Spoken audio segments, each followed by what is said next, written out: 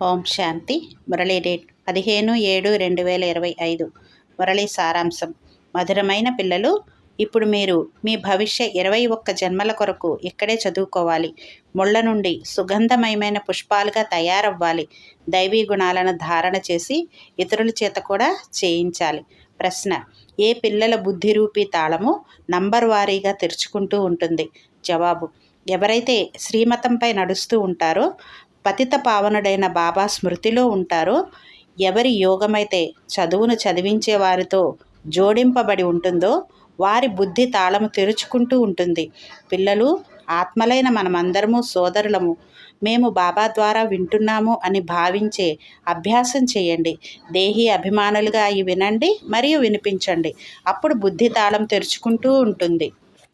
अच्छा, मीठे मीठे सिकेलदे बच्चों प्रति माता पिता बाप दादा का याद प्यार, गुड मॉर्निंग और नमस्ते. हम रूहानी बच्चों की रूहानी बाप दादा को याद प्यार, गुड మార్నింగ్ और నమస్తే. ధారణ కోసం ఫస్ట్ పాయింట్: అనంతమైన తండ్రి ఆస్తికి ఆత్మనైన నేను యజమానిని.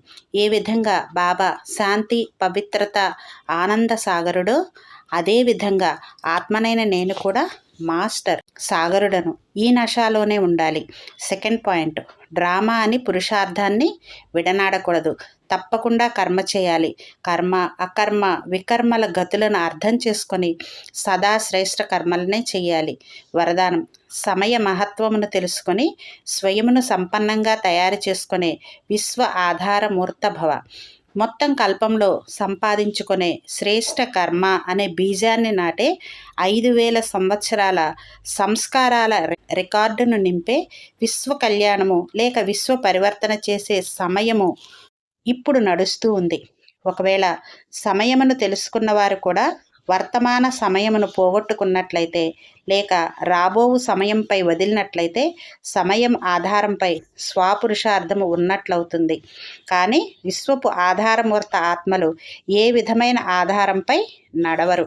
వారు ఒక్క అవినాశి సహాయపు ఆధారంతో కలియుగ పతిత ప్రపంచం నుండి దూరమై స్వయమును సంపన్నంగా తయారు చేసుకునే పురుషార్థమును చేస్తారు. స్లోగన్: స్వయమును సంపన్నంగా తయారు చేసుకున్నట్లయితే విశాల కార్యములో స్వతహాగానే సహయోగులుగా అయిపోతారు.